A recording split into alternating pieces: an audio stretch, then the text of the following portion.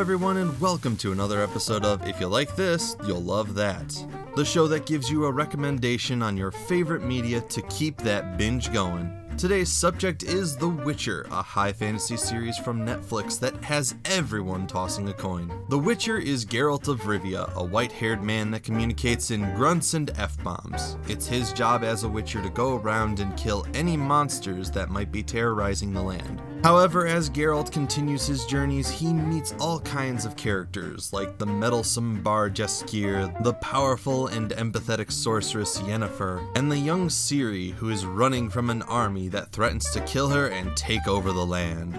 It's no wonder people are enjoying this series, as Geralt is such a compelling character, and always feels like the voice of reason in a land of chaos. If you're looking for some more Witcher action to satiate you until the next season, there's plenty of it in the video game series. These games are long and have a lot you can do in the world besides killing monsters, like reading books, exploring large worlds, and even playing a card game. But the game is fairly old, going back to 2007, so the graphics may not be everyone's cup of tea. You can always start with the third game if you really want, but be prepared for some spoilers from the TV series since the game takes place long after the original novels. That's right, The Witcher is actually a novel series. If you're an avid reader, I'm sure you'll enjoy taking the time to read the original novels. Of course, this will also spoil the Netflix series for you, but sometimes the book just does the story better. But let's say you've consumed everything Witcher and you want something similar. Well, if you like The Witcher, then you'll love The Mandalorian. The Mandalorian is a part of the Star Wars franchise, though you don't need to see a single movie to get what's going on in the series. The Mandalorian is about a lone bounty hunter, part of a tribe from the planet Mandalore. He takes any job he can get,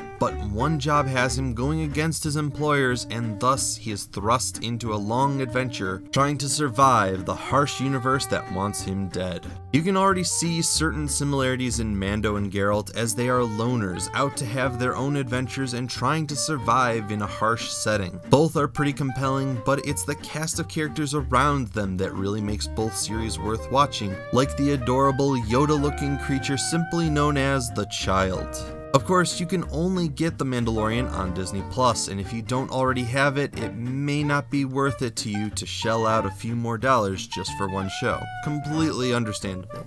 But maybe you've already seen Mandalorian. Then how about the original Merc and Child combo of Lone Wolf and Cub?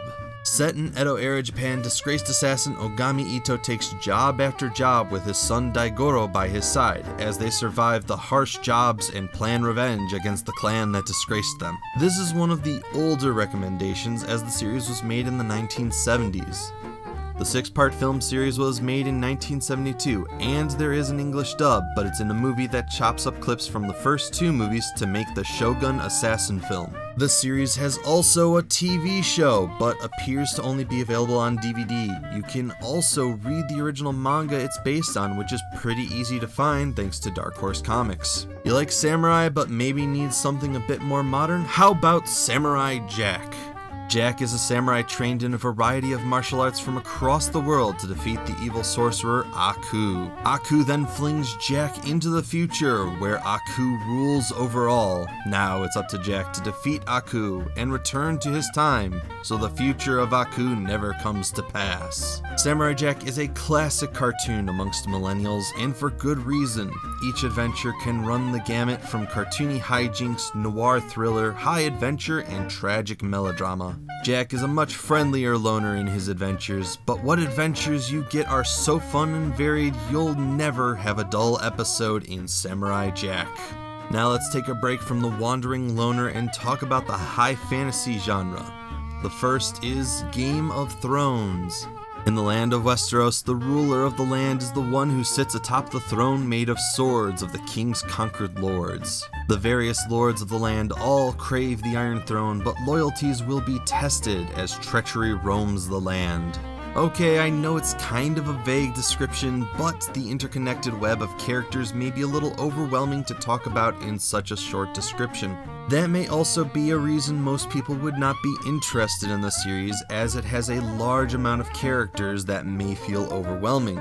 The series is very well acclaimed for its well-written characters and amazing effects on dragons and spells. However, many fans have stated that the final season falls short of expectations, and you should be aware of that. If nothing else, check out the original novel, A Song of Fire and Ice by George R.R. Martin. Now let's talk about a true fantasy classic, the Lord of the Rings trilogy. Frodo Baggins is a hobbit who inherits a ring from his uncle Bilbo. However, that ring is actually cursed by the will of the Dark Lord Sauron. His evil army gathers to retrieve the ring and corrupt the land around them. At the behest of the wizard Gandalf the Grey, Frodo journeys with a fellowship of characters to destroy the ring. Another classic, this series of movies is highly regarded by many film fans. However, these movies are long and can feel a little slow at times. If that doesn't bother you, then you should track down the extended edition with even more hours added to the trilogy. Now, there is a prequel called The Hobbit, but most critics have panned it for being not nearly as good as The Lord of the Rings. Next is a pen and paper RPG turned anime, The Record of LODOSS War. In the land of Lodoss, a young man named PERN is the son of a knight, along with the help of a very partied of mercenaries, elves, and dwarves who are thrust into an adventure to save the land from an encroaching army. But there's an underlying evil in the land that's pulling the strings for their own nefarious purposes. While that may sound a little generic, it's a beautiful series with a lot more going on for it that I don't want to spoil. The series has gorgeous animation and detailed design that it's no wonder this is considered a classic. There are two series, one straight-to-video series that is what I'm mostly describing, and a TV series that isn't as good but still very enjoyable. The next series has never really gotten a proper visual adaptation, but has been well regarded. The Dragonriders of PERN series is a novel written by Anne McCafferty and later her son, Todd McCafferty. The stories take place on the planet PERN, where humans have colonized the planet, but every 50 years a terrible spore that drops from the planet, known as the Red Star, consumes all it touches. As a result, the people have lost most of their history, and to combat the spores, people have taken up onto dragons. Those that sit atop these magnificent beasts are called Dragonriders. This is a pretty well-regarded series, though I've never read it myself, but have been praised by people I've talked to. Sadly, it's never had many adaptations. There was a video game for the Sega Dreamcast, but has been panned by fans and critics. There was also a short comic that adapted the first novel, Dragonflight, though it's never been collected or republished since its 1991 release. One more book series currently incomplete is the Stormlight Archives by Brandon Sanderson. Each of these books is a doorstopper, but well worth it, with detailed world building, complex character connections, and world-ending peril. The story is set on Roshar, a world besieged by storms so intense that all but a small pocket of it is essentially bare rock. Mushrooms are the most common vegetation, and people use giant crabs as beasts of burden. 10 is the magic number here. 10 types of magic, 10 heartbeats to summon magic weapons, and 10 books planned.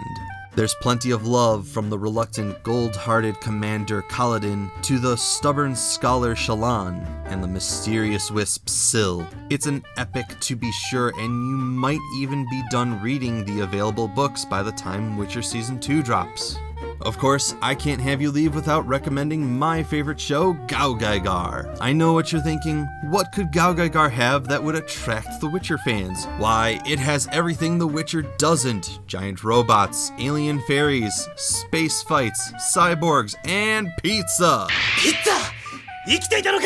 The Witcher doesn't have any of those, which I know you were missing in your life. Now shut up and go watch GAOGAIGAR. And thank you for watching. I hope you enjoyed this video, but of course I haven't seen every show or book out there, so if you have any recommendations for what Witcher fans should check out, or if you have a series you'd like me to base a video on for suggestions, leave it in the comments below. Take care everybody, ciao!